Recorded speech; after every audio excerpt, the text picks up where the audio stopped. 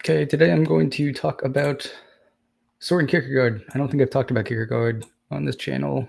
At least I don't believe I have, but I'm going to be talking about his little essay, The Present Age. And along the way, it's going to be a kind of introduction to Kierkegaard in his life, but it's mostly going to be centered on this specific little piece. First time I read it, I had this sort of unsettling feeling you get when you read someone who wrote a long time ago and they're identifying certain things that seem kind of out of place. And in this case, it's reading someone from the 1800s describe basically your social media feed, your news cycle, and maybe even your own kind of mental exhaustion kind of around these things better than you actually can. Kierkegaard wrote this in 1846, but it reads like a commentary for right now, really. A diagnosis of an age obsessed with endless talk, shallow outrage, and emotion without any kind of commitment. So today I'm going to walk through what Kierkegaard saw happening in his own time, why he called it a passionless age, and how his warnings along the way might help us rethink our own distracted and kind of anxious culture. So Kierkegaard was Danish. He lived in Denmark, which was relatively quiet, stable, modernizing society. But beneath the surface, Kierkegaard believed his culture was losing its soul. After the Enlightenment, Europe experienced a surge in kind of public debate stuff, journalism, political movements, philosophical systems, and opinions. A lot of them. Everyone had one about everything. But Kierkegaard said people were becoming spectators in this instead of actors. So according to scholar George Pattison, Kierkegaard saw his contemporaries drowning in, quote, reflective distance, end quote, where people endlessly kind of analyze, comment, and criticize, but rarely actually choose or act in any way. Kierkegaard called this the present age, not a stretch of years, but a kind of spiritual condition, a mood of detachment that freezes genuine passion. And this leads to his core critique. Earlier societies he saw were driven by passion, sometimes violently so, which for him was not ideal, but at least people believed in something enough to risk their own lives. Okay. In contrast, for him, the present age is ruled by reflection, kind of cool, detached, and sometimes even ironic analyses. So Kierkegaard says, quote, the present age is essentially a passionless age, end quote. People don't burn with conviction. Instead, they wait, they comment, they calculate. Even enthusiasm becomes kind of ironic. Every moment gets deflated by clever detachment. So as Meredith Westphal puts it, Kierkegaard feared a world where, quote, reflection replaces decision in action. And the self becomes kind of paralyzed by possibilities, overwhelmed by those. And out of that reflective age emerges something even more powerful, something that Kierkegaard believed could and would reshape society, which is the public. Okay. Kierkegaard was one of the first thinkers to diagnose the public as a kind of social force, an anonymous, impersonal, kind of opinion-generating machine. He writes about the public almost in the way that later philosophers would talk about things like ideology or even mass media. The public has no face. It has no responsibility. It's kind of a fog of commentary, and everyone can kind of hide inside that cozy fog.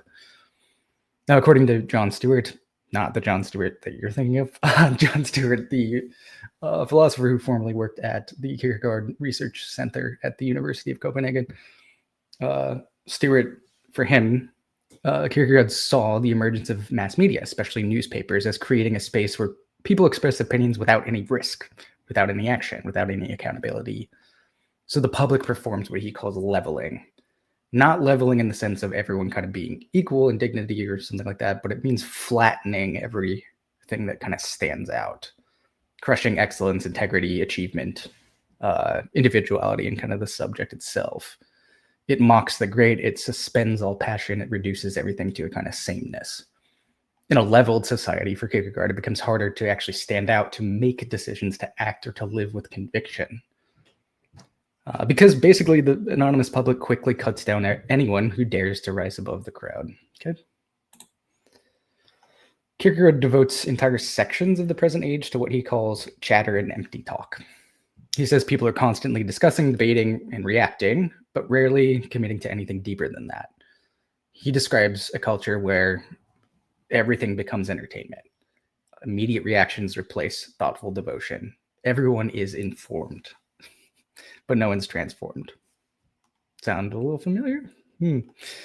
As Sylvia Walsh notes, Kierkegaard's critique here isn't anti-intellectual, it's anti-superficiality.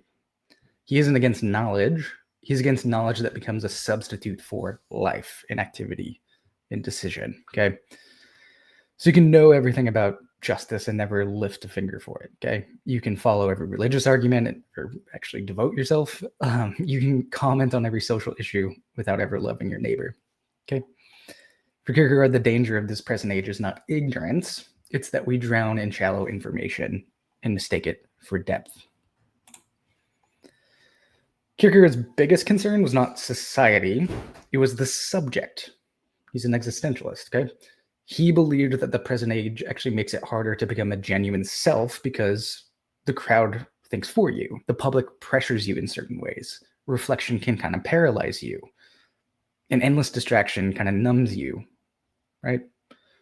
So as Stephen Evans puts it, Kierkegaard is diagnosing a culture in which, quote, authentic subjectivity becomes nearly impossible, end quote. You lose yourself, not through rebellion, but through conformity, okay? You become a spectator to your own life, and you trade responsibility for commentary. You scroll, react, consume, but rarely actually choose. Why does this matter? I've got 3 key reasons. Kierkegaard makes a crucial distinction that feels absolutely contemporary to me. Outrage is not the same thing as passion.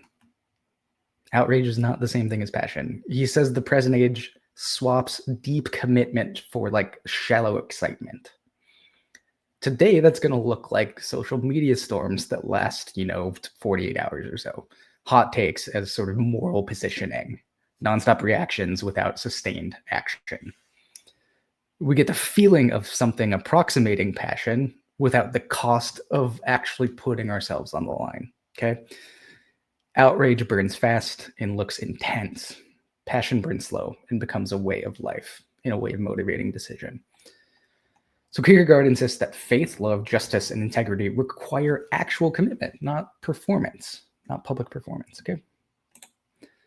2, above all, I think, 3. Above all, I think Kierkegaard believed that the present age makes decisions nearly impossible, okay? The self becomes overwhelmed by too much information, too many opinions, right? Too many options, not enough grounding. This produces what he calls a reflective paralysis, a kind of spiritual exhaustion. I'm sure some of you have felt that too. I know I have. We keep waiting for more certainty. We keep delaying commitment. We keep thinking life begins tomorrow. But the truth is, indecision is a kind of decision. Kierkegaard calls us back to the moment of choice, where inwardness becomes action. Okay, where the single subject stands before God and says, I will do this. I will be this. Okay. So when I read The Present Age today, I don't hear a cranky kind of old philosopher losing his mind and complaining about society or yelling at the clouds, right? I hear a prophetic voice telling us the one thing we need to hear most. Stop being a spectator. Start becoming a self, a subject. Choose something, okay? And do something. In a world scrolling crowds, of crowds of commentary of endless distraction, Kierkegaard invites us to experience depth again. The depth of something like faith, the depth of love, the depth of becoming a person before God in the decisions we make within that. If this challenge kind of resonates with you, maybe it's because the present age is not just out there, it's kind of here. It's not just back then, it's right now. And Kierkegaard is calling us back to the life we are meant to live. Okay. Thank you for watching this, and don't forget to like and subscribe to the channel and share this video if you think someone else might find it interesting too. And with that, this has been Apocalypse here, Christianity you can live with.